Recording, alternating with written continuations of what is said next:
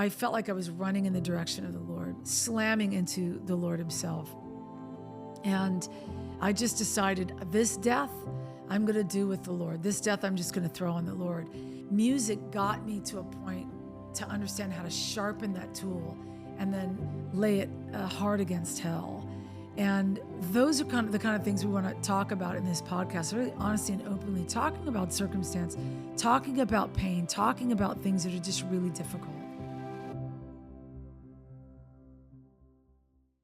Hey everybody, this is Rita Springer. Welcome to the podcast here that we're calling Worship is My Weapon. So I've been in a little bit of a series here, kind of going and talking about my testimony on video and just kind of bringing everybody into an understanding kind of my roots, where I came from, why I would even, say something like, I think worship is a weapon that we can use against the enemy. And for me, that's just been so often clarified in my life over and over and over, how powerful worship is, even in the process of going through life and enduring the circumstances of life and the traumas of life and growing up and all of those things, finding the Lord and the deep places in God that are obtainable and accessible, and then having the beauty of worship to almost be a weapon that you can use, much like, we call the word our sword. The word of God is the sword, and worship is such a weapon against hell. It's such a device that I just know hell can't stand. It can't stand it when I worship. And I've always kind of been the kind of person that could spiritually feel whenever I put my hands to the keys in nights of worship, or whenever I was singing over somebody, or, conferences that I did, wherever I was doing what God gave me to do in music, I would find that there could be chaos prior to that. I could sit down and put my hands on the keys, and all of the chaos would just dissipate the moment that I began to worship. And so I've just gathered some tools along the way to just continue growing in an understanding of how to back hell off, and how to get through circumstances, get through hardships, get through, life's pain and agony that it brings, because it's always going to bring that. Circumstance is always going to be with us. Just because we're people that have Jesus with us and living in our hearts doesn't mean that we're void of circumstance, and we're void of pain, and we're void of just really tough crap that comes along. That doesn't mean that we're void of that. But when you understand what you've invited in Christ and the power of relationship with Jesus, it's quite mind-blowing, actually. So I've been kind of bringing you through the testimony of my life and the early death of my father, which kind of transitioned everything in my life to a place of what I called fractures. I have kind of illustrated it like a rock hitting your windshield. And when a rock hits your windshield, a lot of times it doesn't splinter and completely destroy the windshield. You can actually fix it before it does that. But most of the time when fractures hit the windshields of our lives, we really don't know how to fix it. We're not equipped when we're young to know how to fix it. So I did attempt suicide. I did try to do it. It was a miraculous event that it did not happen. I should have at least been in the hospital with my stomach pumped. And the interesting thing for me when I recall this story, and I think it's important to say it, I was a saved teenager. I loved God with all of my heart. I was volunteering in the church nursery on Sundays, going to church every Sunday, going to the youth group. I had what I felt at the time a really beautiful relationship with God, but it was a torn, kind of traumatic relationship with God, because it was seen in and through the eyes of all of the trauma that had occurred and what I felt like I couldn't bring to the table. I wasn't, for some reason in my head, I wasn't what God wanted to listen to in order to actually respond, to heal anybody, to respond in any kind of prayer I ever said. And so I lived very confused by this and not understanding even how to draw myself out of the confusion. And so confusion leads you down roads of addiction. I talked about that And then I try to do this thing, and the Lord steps in and basically saves my life that night, miraculously saves my life. And I'm left with this stunning kind of revelation at 16 years old, that I was made for a purpose. Didn't know what the purpose was. Didn't have any clue what God was going to do in my life. But I knew that God had intervened and stepped in and had made a mark in my life. And so I think because of that, I had this reverence for the Lord, but almost a kind of a healthy, holy fear of God in a sense, which I'm so glad that was there, because it caused me to pull back from doing anything crazy again, and realize that I was under watch. Like I was under the watch of the Lord. And so, because God had miraculously come in and intervened, and nobody knew it. I didn't tell anybody. I didn't tell a soul. I never told my mother. My sister was actually in the same room with me. We roomed together our whole lives. I had left a suicide note for her, ripped the note up. She never found it. She never heard about it. We never talked about anything like that until we were adults. So I kind of kept that hidden, but I knew the Lord knew. I knew the Lord had known. And so I remember, my mother telling me, a couple weeks later, maybe after that, I don't think it was too much longer after the suicide attempt, that the youth pastor that was at our church that I had consulted with about the suicide had actually been dismissed from his role as a pastor very suddenly in the church. And when my mom was church secretary, so I kind of berated her until she told me that he had been arrested as a pedophile, and that he'd been living his life very secretly and secret sin. And it was one of the, it was the main reason why he was asked to leave the church. But to me, it dawned on me, I got advice from somebody that was living in a very shadowed, dark existence. And so it also brought to my 16-year-old understanding, okay. That's why he'd given me the advice that he was giving me. It was off. I had these red flags. Even at 16, I had these red flags. And then when that happened and that occurred, I realized, the secrecy that people live in and the things that people live in, that God's mercy always kind of dimes us out. And it even made me more aware of, wow, authenticity. Like, I want to be authentic. I don't want to have to hide addictions or hide my pain. But when you're 16, you don't really know how to find the Lord. And so I had the music, but I didn't realize at that time that the music was actually the device that God was going to use to pitch me toward heaven, and to actually have what I was doing in music become my greatest weapon against the enemy and against the enemy's pursuit of my own destiny. And of course, at 16, I don't have any idea I'm going to do worship. I'm not writing songs that the church would ever want to sing. But we're not, as a church, when I was 16, when we were singing choruses yet. We were singing kind of those Maranatha hymns in that little chorus book next to the hymnal behind the pew. But there was not a culture of songwriters yet that were being, noticed, that were coming up through the church. Now, the Vineyard Church was functioning, and there was rumblings about all of that. Still, I'm a teenager, and I'm not in this world of music at all. And I go on summer camp retreat in Northern California. And I don't know why I decided to do it. I just decided to try out for the talent show. And back in my day, I don't think they do this anymore. Maybe in some pretty conservative Baptist churches, they still run the tracks, or the instrumental tracks is what we called them. You could order them for any song, any CCM song that was out there. And that's what we used to sing with. There was no live bands in church. There was just tracks. And so you would play the tracks and you'd sing to the tracks. And so I just thought, I'll just sing to this Amy Grant track, because I would buy the tracks with my babysitting money, and I would sing these at home, my little recorder.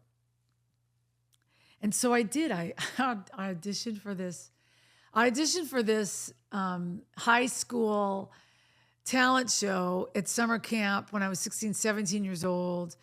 And I won.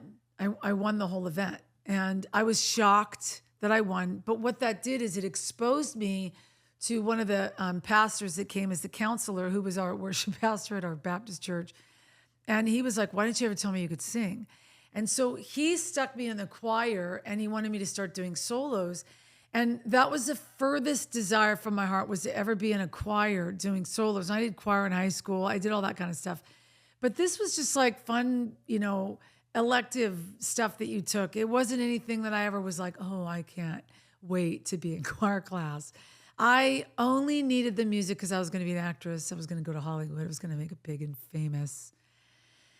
And that's what I was going to do. And nobody was going to detour me from that goal, because that goal had money attached to it. I would never be poor. I would be able to do this. And I was really good at what I did. So all of a sudden, when that happened in summer camp, I felt this thing kind of in my gut. And I was like, I think I'm supposed to pursue this some way, but I'm not quite sure how. And the only reference that we had back in that day was, contemporary Christian music. It was the Amy Grants, and all of the other artists like her that were out there on Christian labels. There wasn't a worship label outside of Maranatha Integrity, but worship wasn't really the commodity. You could go into the bookstores, which I don't even know that there's a lot of Christian bookstores still open to this day, but I mean, you could go into these bookstores back in my high school and in my 20s, and worship had a very, very small bookshelf or shelf that they would show the worship music on. And choir music, yeah, lots of choir music. But the rest of it was all like the genre of Christian music and CCM music. And so it wasn't like I was trying to break into something that was already there. I didn't know that worship world yet, but I only knew the CCM world. So I was like, I'll just be a singer. Like, I'll just sing and I'll write Christian music or whatever. And then I walked into, my brother and his wife were going to a vineyard plant outside of John Wimber's church in Anaheim, about an hour and a half northeast of LA where we lived. And my brother and his wife were going to that church. And it was at the fairgrounds in our local city. And I went on this Sunday morning, and it felt sacrilegious a little bit because, I wasn't behind a pew. They sat around round tables. They had stacks of muffins in the middle of round tables, and you got to drink coffee and eat while service was going on, which seemed to be an abomination at the time.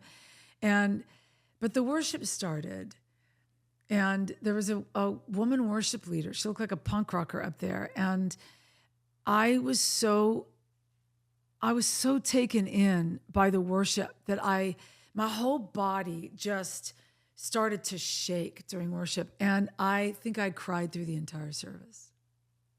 Never heard songs like that before. I felt the presence of the Lord without fully understanding or even knowing how to say, I think I felt the presence of the Lord all over me. I wasn't fully aware of the Holy Spirit outside of when he would come, when I would play the piano, alone in the house, and I would just write those letters to him on the piano in those early 11, 12, 13, 14, 15-year-old days. And this felt familiar. And yet there was this pull on me to just get up, flee, like get up, run out, get up, run out. And I realize now, looking back on all that when there's something in us that has to be taken over by the Lord, it will always kind of writhe against the thing that is the Lord trying to get inside of us. And I think all of the self-cursing and the self-loathing and all of the cracked, fractures in the windshield of my life that I wasn't dealing with, was coming underneath the power of the presence of the Lord. And it was shaking underneath the presence of the Lord. And I could feel the tenderness of God trying to seep through all those cracks. And so my inner reluctance was just like, get up and flee the building, like run screaming from the building. You don't want to be here. But the reality of it is that when I left the building after service was over, I could not think of anything else but getting back there. And honestly, man, if you're in a place in church where you can't wait to get to church on Sunday morning, it's one of the most beautiful places to be. Sometimes I long for that feeling again, just to wake up on Sunday morning and get back into church. Church at that point was just like, it was exhilarating. We never knew what we were going to see God do. Songs were being written because people were being healed. They weren't being written because it had gone across the world on a download and it was sung by a famous worship leader. None of that stuff. It was the most organic, authentic time to be alive in the church in those early worship days, where it felt like every time I went to church, I could sharpen that tool that I could use against the enemy. And so, of course, as a piano player, I was adapting that model when I would go back home. And I was like, I got to get involved here. I got to get involved here. I just started going to the Vineyard Church. It was where I wanted to go. It was where I felt like home. Once I got past that kind of shaking and that reluctance inside of me, I was like, no, I got to deal with my stuff. I got to get in there. And I could feel the healing of the Lord. I could feel the kindness of God overwhelming. And I could feel myself being in alignment with the destiny that I felt like God was calling me to, without understanding or without a roadmap to what that looked like. Nobody had a roadmap back then of what it looked like. It's why I sometimes long for those old days, because we didn't have navigation systems. We still used maps in the cars, and we had to pull over and we had to figure our way. And it was those kind of beautiful things where it was just like, I loved being alive in the church back then. I fell in love with the church back then. I fell in love with the presence of the Lord back then. And it becomes such an insatiable thing for me that it started to actually deal with the things in me that felt unworthy, the things in me that felt like you can't be a bulimic anymore and think that God's okay with that. You can't, hate yourself so bad and think that God's okay with that. And there was all of the trauma of dealing with the missing fathers, of course, for sure.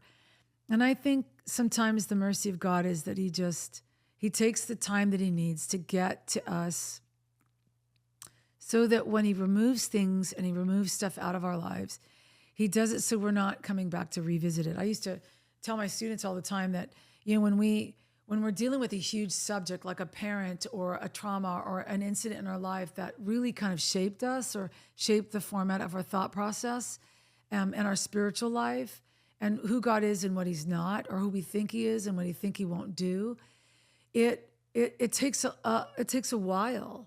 And sometimes you'll come to a table and you'll pick up that thing to deal with, and you're asked by God, pick that up, let's deal with that. And you start to deal with that, you start to walk that out, and you think, oh, shoot, I'm done, everything's great. Like, got therapy, got healing, got some rescue in that's amazing.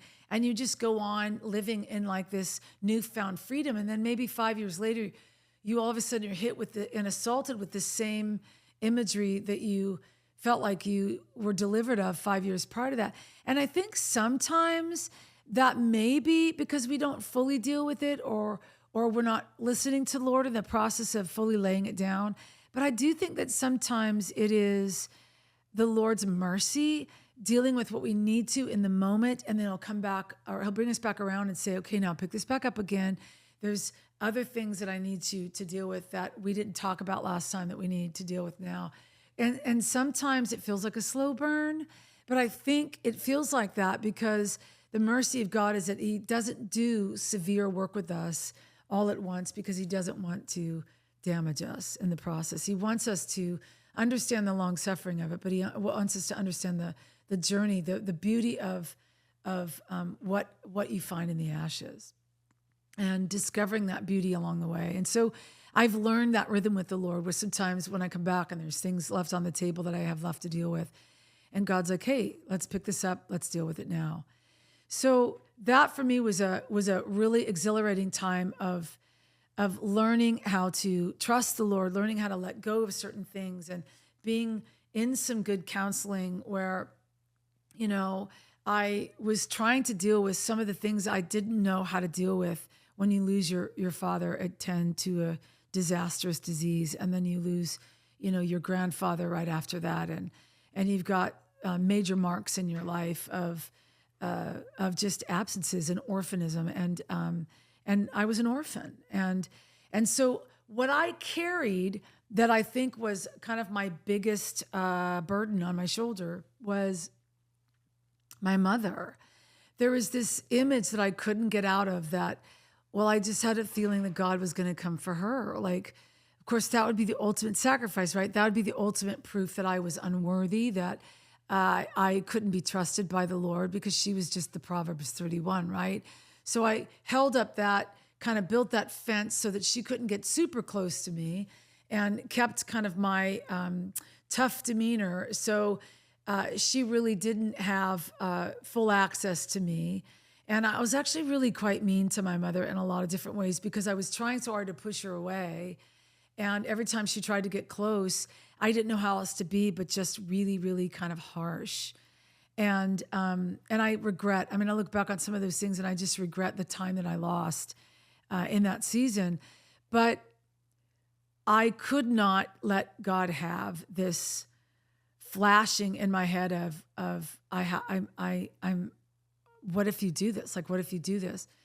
And the more healing that I received in the process of it, of my father and grandfather's deaths, I felt like I was moving toward healing and just being able to sigh and say, hey, you know, everything's going to be okay. Don't worry. Don't fear. Fear. Fear was the factor for me. I graduated high school and I was going to go to a college in LA for the arts. And I was really excited about that. I was getting ready to go off to 4 years of college and become an actress and do whatever I wanted to do. And my SATs got lost. And so I had to pull back for a year. And so I just applied for junior college in the city. And I worked jobs as a legal secretary's assistant, a nanny, all these kinds of things, while I was really involved with the Vineyard Church and the college group. And I decided to take a trip after I graduated high school. And I flew to Seattle, Washington with my sister and decided to live there for a bit. And while I was there, about a month after I'd gotten there, I had made some plans with my best friend in high school, and her birth father, lived up near Seattle. And so we had made some plans to see each other. And so I was living in a little place called Fall City with my sister, working at a recreation assistance, like a recreation resort. And my sister walked in to tell me that my best friend, who I was about to meet in the next couple of weeks, and we were going to have like this rendezvous up there, had been in a fatal car accident that evening, and she and her boyfriend had lost their lives that night. And I think for me, the death of my best friend at the age of 18, 19 years old was just like a shell-shocking moment. I wasn't expecting it. It wasn't anything that I ever thought would happen. And I remember I got up and I just walked out of this little trailer we were living in, and I just walked into the woods. And I had this really beautiful vision. At the time, it was kind of frightening to me, but I had this vision of the Lord standing in one path and this wayward path off to my left. And I felt this choosing on that day. I felt like the Lord's like, you're going to have to choose today where you run. Do you run away from my presence, or do you run to my presence in this that you cannot understand, which felt like another massive crack in the windshield of my life. And I remember it was such a shock to me that I just didn't even think about it. And I felt like I was running in the direction of the Lord, slamming into the Lord himself. And I just decided, this death I'm going to do with the Lord. This death I'm just going to throw on the Lord. And I think it was a great primer for me to understand the holdingness of God, the comforting of the Holy Spirit in a place where there is no reckoning of why. You cannot ask why. You cannot. You're still too young to process stuff like that, and you're dealing with a what I called a severe, rapid grief, and it's just all the trauma of a teenager losing a teenager. And And it was just really rough for me. I had started to try to get involved more with church when I actually left the city and moved to Seattle. I had tried to shift and kind of do more things with the Vineyard Church. Started off in kids worship and writing kids songs and doing those things, but I still had my eyes set on Hollywood. And then I also had an accident in Washington when I was up there just shortly after my best friend had been killed in that accident. And I went home. I just got on a plane and I went home to California, back to California, got back involved with the Vineyard Church and just started really going after the presence of the Lord. And my mother wasn't feeling good at the time, and I was living with some roommates in a rental house, and I told my mom I was going to take her to the doctor's office with her. And we went to the doctor's office, which I was pretty clueless, 20 years old at this point. And I'm sitting in the doctor's office, and I remember I looked up at the doctor's name by the receptionist desks, and it just had the word oncologist underneath it. And I knew what an oncologist was. And so I watched her walk out, and she did whatever she needed to do at the receptionist's office. We quietly walked to the car, and we quietly got in the car and sat down in the car. And I remember I just said to her, "Why were we in an oncologist's office?" And she begins to describe to me how she hasn't been feeling good. She went to the doctor.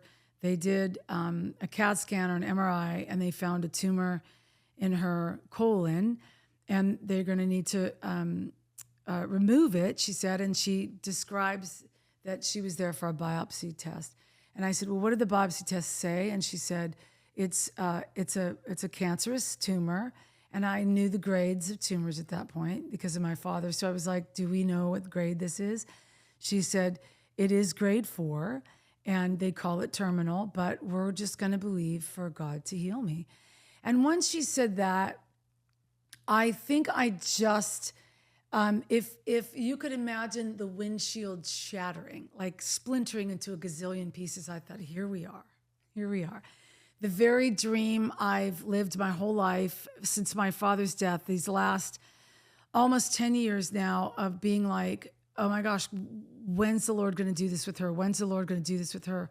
And now I'm faced with it in a car, and here's my mother, and she is, she's in the bout of this disease, and we're about to walk into this whole journey again. And I remember I said out loud, "I cannot believe God is allowing this. Who does he think he is? I cannot believe he is allowing this." And my sweet, precious mother, she just leaned over into the glove compartment of that car, and she popped it open, and she pulled out this thing that I still sometimes see in the mostly conservative churches, but it's just this little thing called Our Daily Bread. It's like a 30-day, tiny little devotional book. And she just starts reading aloud the devotion of the day. And she closes the book and she puts it on her lap, and she says, "Rita," she said, "I don't have a say-so in what God chooses to do with my life because my days are numbered before the Lord." She said, "So I don't care what the Lord decides to do with me. We'll pray for this, we'll ask God for this, but at the end, it's his choice." She said, "But what I really care about more than anything is how you choose to believe that God is good." And she said, "That's all I care about." And I thought, I've thought about that conversation so often because there was this thing in that conversation that was almost like a stepping stool of strength, where it was like, can I do this one differently? Can I do this journey differently? What if we see a miracle? What if God does this beautiful thing? And we did. I'm not going to go into the whole story, but we prayed for, God to give her 5 more years. We just prayed, God, give her 5 more years. It had been actually a tumor, a cancer in the liver that had penetrated, or the colon that had penetrated the wall of the liver, or opposite, however that is medically. And it was in the liver, and it was the liver that she would eventually pass away from. She had the surgery. She went through an incredible bout for 5 months of chemotherapy, and we're trying everything that we could to get her to fight it and get through it.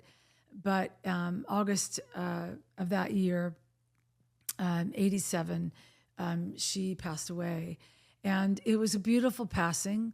And the I think the prophetic thing of it was that all those dreams that I had about me listening to her breathe for the last time, it was me in the room with her, and it was my sister in the room with her, and we watched her go home, and we watched and listened to her last words calling out for the Lord. And it was really a beautiful, beautiful moment. And I can honestly say that it was in that moment that supernaturally something was put back into me, where it was almost as if the Lord kind of lifted the windshield out, or the fracture out, and began to do the preparations to heal some of these fractures. And I'm looking back on that, her death now many, many years ago, a young girl at 20, almost 21 years old, and just being like, wow, that's a really, really hard season to lose both your parents. But in her death, I felt like when she breathed her last breath, there was some kind of a supernatural breath that God gave to me, because there was a determination built in me that I wanted to see the goodness of the Lord in the land of the living. I wanted to be able to feel what God wanted me to feel. I didn't know at that point the journey that would lie ahead for me. I ended up leaving shortly after that and moving back to Seattle, getting very involved with the Vineyard in Seattle. And it was there after that. I just went there to heal. I sat in the back for 6 months. I didn't do anything for 6 months in that church but sob. Every Sunday morning, I just sobbed. And there was a worship leader there who had been very involved with the Vineyard music group, writing worship songs. And Vineyard at that time had this subscription. Some of you may be familiar with it, but they had a subscription that was quarterly called Touching the Father's Heart, where there would be worship leaders from all different vineyards around the globe that would lead a side of the new record that would come out. It would come out on cassette, or it would come out on CD. And there'd be 7 songs on one side, or 6 songs on one side and 6 songs on the other. And a Vineyard would record these in those locations. They would, put this package together, and 4 times a year you would get this really amazing worship record in the mail that wasn't downloadable at that point. There was none of that. You had to actually order it through the mail and through the post office, or through the FedEx or the UPS. And that was globally how you found out about this kind of stuff. You had to either come all the way over here to the States if you were from Europe, to a conference, and then people would buy all that product and take it back over there. It was just really kind of one of those organic times in music. And there was a worship leader at the Vineyard that I went to in the Seattle, Washington area, that was asked to lead a side of one of those records. And I was just finally leading worship. It was, I was just about even ready to go back home. And the worship leader there was like, we've heard you sing. Would you like to come on the worship team? And I started on the worship team. I was writing songs, kind of on my own, but I had been writing songs as I was a nanny, because I was a full-time nanny at the time. And I lived with a family whose little daughter had a brain tumor, and they had fought for her life. And so I was babysitting one night and was really praying for the family that I lived with, and really wanting to see God heal. And so I composed this song that was just this chorus, very simple chorus called Make Us a Prayer. And I was just writing it so that this little girl would get healed. And so I wrote it, and I just would start leading it at church. We just led it at church. And when this other worship leader got invited to lead a side on one of those Touching the Father's Heart series for the Vineyard Church in Anaheim, California, he really liked that song, and he said, I would love that song to be on our side of this record. And I was like, you want this little course that I wrote for this little healing of this little girl to be on?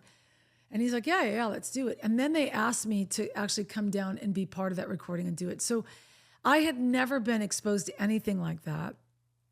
And up till then, None of my songs had ever been published. I'd never even thought about being a full-time worship leader. I had had an encounter with the Lord where I felt like he had a long conversation with me about acting. And he just said, I want you to sing. I don't want you to act. You act because you hate who you are. You love the character of other people or you love to be in other people's character because it's an escape from yourself. I want you to experience you. And when you sit behind the piano and you sing, that's fully you. And so I just started leading worship and singing and singing and singing and thinking, okay, it still looks like CCM, blah, blah, blah, whatever. And then I get invited to go down to Anaheim and record this song. And this kind of phenomenal, beautiful thing happens the night of the recording. And the Holy Spirit just comes and I just prophetically sing for really the first time publicly like that ever. And could just really feel the Lord doing something with my calling. Clueless, not aware of it, but gravitating myself toward worship because when I sat behind the piano and I sang, I felt sane. When I would write music and when I would just lead worship, the enemy shut his mouth and he didn't accuse me. He didn't come after me. He didn't tell me I was unworthy to have any kind of parents or unworthy to be able to do this or unworthy to be loved like this or whatever was the dynamic of the day. And I learned to actually view worship as more of a weapon than an art form. And it was in those moments of absolute crisis and absolute devastation that I found the altar of the Lord and I learned how to sharpen the weapon of worship. And I think it has been the thing that I always go back to. Sometimes I feel like it's almost like a like a Katniss Everdeen kind of thing where that was always the arrows in the back of my strap, those that archery thing that she had in that movie. It's like I had those arrows, and whenever I needed that arrow, I would just reach back and pull that arrow, realizing that the sound of my melodies, the sound of my lyrics, the sound of those things broke a heavy yoke. And what was happening when, that recording came out, the song was about healing a little girl that didn't get healed. She succumbed to a brain tumor at 5 years old. It was one of the most painful things that the family walked through. I had never seen a child die. It was very, very hard.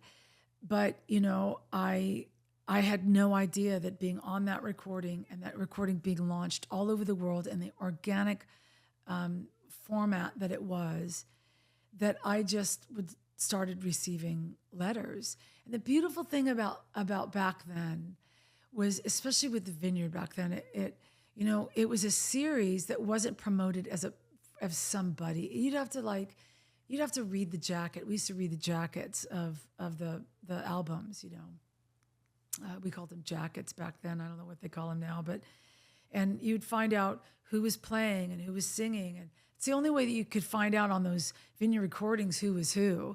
And it was kind of great because it was this beautiful anonymous season that we were in. And I remember I'd be at conferences and people would come up to me. They'd be like, "You're the voice on number 12. Like, you're the voice on number 12. And I'd be like, "Yeah, yes. But it felt great to be hidden under this beautiful thing that God was doing. And it almost was like this layer of protection because it was so personal and so holy. And I retained that. I've retained that, I think, in the course of my life, that in those early stages of learning how to sharpen the weapon against tragedy, against circumstance, against life. It's life. We can throw around all the time, why does God allow those things? Why does God allow those things? Why does God allow those things? I don't know why God allows these things. I don't know why, some people's road is harder than other people's road. I don't know why. In Hebrews, it talks about, some receive their dead back to life again, while others were beaten and flogged. I've looked at that verse a million times and wondered, I wonder why God chooses this and then he chooses that. I don't know the answers to that. But what I do know is that when we find the altar and when we give up what we don't and can't hold on to, and we just have no rhyme or reason for, that's when we have to let Jesus enter into the picture, and he creates this place in us where we have to find our stones, and we've got to put our stones in our slings, and we got to start killing our giants. And I think it would be the first thing that I would say, just in closing in this part 3 too, is that, like, what is your weapon? Like, what is your worship that becomes your weapon? Maybe for you it isn't music. Maybe for you it's something else. Maybe for you it's your belief. Maybe for you it's your intercession. Maybe for you it's your ability just to let go and run to the Lord and trust the Lord. For me, music got me to a point to understand how to sharpen that tool and then lay it hard against hell. And those are the kind of things we want to talk about in this podcast, really honestly and openly, talking about circumstance, talking about pain, talking about things that are just really difficult to talk about, because sometimes the church doesn't do a really good job talking about them. But Jesus does a really great job dealing with them. And so I just want to encourage you, find out where your worship is. Find out where your worship is. And look at the ways to sharpen where your worship is, and where are those ways that you can turn that very thing that's your worship into the greatest weapon that you can always have at your side, or like arrows at your back. And that's my encouragement to you today.